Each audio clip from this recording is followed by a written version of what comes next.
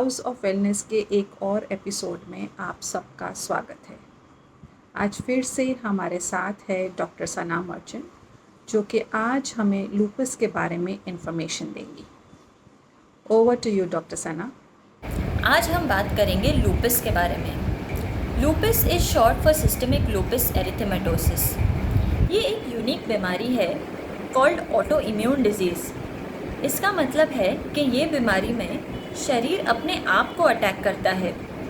हमारी बॉडी में कई मैकेनिज़म्स रहते हैं जो हमें बाहर के जंतुओं और हार्मफुल चीज़ों से प्रोटेक्ट करते हैं, बट ये जो लूपस नाम की बीमारी है, इसमें ये सारे मैकेनिज़म्स हमारे ही बॉडी को आके अटैक करते हैं।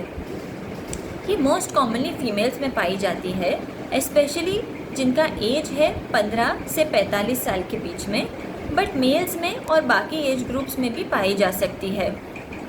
सो ये जो लूपस है उसका प्रेजेंटेशन भी काफ़ी वेरीड है। इसका मतलब है कि कभी कभी ऐसा भी हो सकता है कि बीमारी कई सालों तक हमारे शरीर में रहे और पता भी ना चले, और ऐसा भी रह सकता है कि इस बीमारी इतनी सीवियर फॉर्म में आए कि सीधा पेशेंट एडमिट हो जाए हॉस्पिटल के आईसीयू में।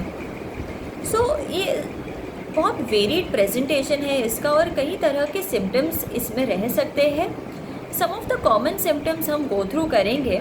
पहले तो एक फीलिंग ऑफ अनवेलनेस, जब हमें लगता है कि कुछ है प्रॉब्लम, कुछ शरीर में तकलीफ़ है, बट कुछ एग्जैक्ट हम समझ नहीं पाते हैं क्या हो रहा है। ऐसा हो सकता है कि कई दिनों से बुखार आ रहा हो, उसका कोई कारण नहीं मिल रहा हो, डॉक्टर ने शायद हमको एंटीबायोटिक दिया होगा, कई दवाई दी होगी, बट हमारा बुखार ठीक नहीं हो रहा है। ये भी हो सकता है कि वज़न कम हो रहा है, बहुत ज़्यादा थकान लग रही है।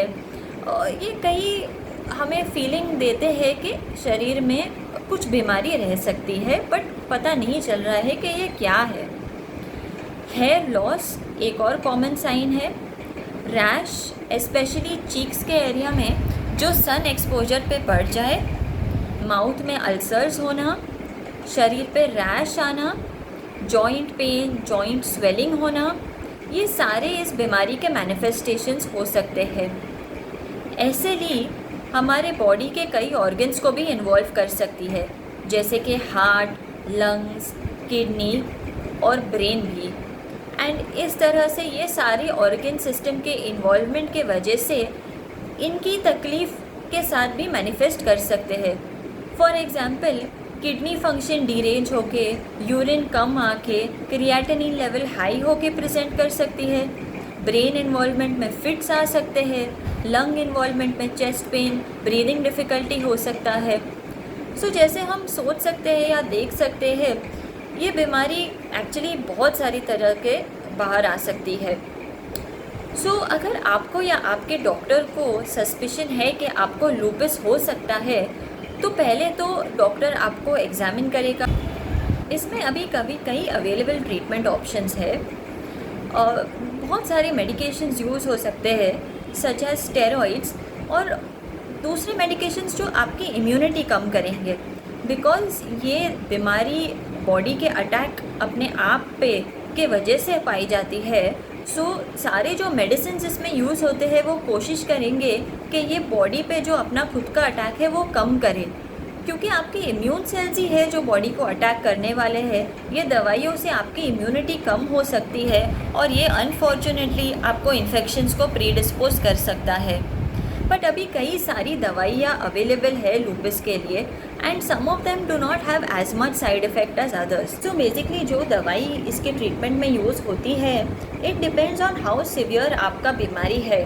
There are some milder medications, but अगर आपको सिवियर डिजीज़ है, स्पेशली आपका कोई वाइटल ऑर्गन इन्वॉल्व हुआ रहेगा, तो आपको हायर मेडिकेशन लग सकती है, क्योंकि ये ऑटो इम्यून डिजीज़ है जहाँ अपने बॉडी अपने आप को अटैक कर रहा है।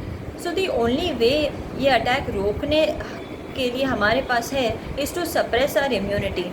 अनफॉर्चुनेटली इम्यूनिटी सप्रेस करना मतलब इन्फेक्शंस का भी रिस्क होना। सो अगर आपकी बीमारी, अनफॉर्चुनेटली किसी पेशेंट की बीमारी अगर काफ़ी सीवियर स्टेज में है और उनको हैवी दवाइयाँ है, तो ये दवाई के भी साइड इफ़ेक्ट हो सकते हैं। But on the other hand कई लोग हैं जिनमें मिनिमल लेवल ऑफ हार्मफुल दवाइयों या हार्मलेस दवाइयों से ये दवाई वेल इन कंट्रोल आ जाती है। ये ज़रूरी है कि हम डॉक्टर के साथ टच में रहें, उनसे फॉलो अप क्लोजली करें, जो टेस्ट वो बोलते हैं, मॉनिटरिंग बोलते हैं, वो हम चालू रखें, उनसे पूछे बिना ये दवाइयाँ बंद ना करें, और साइड इफ़ेक्ट्स जो हमारे डॉक्टर हमको बता रहे वो उनके लिए हम थोड़े होशियार रहे। अगर हमको सस्पिशन है तो हम तुरंत अपने डॉक्टर को कंसल्ट करें।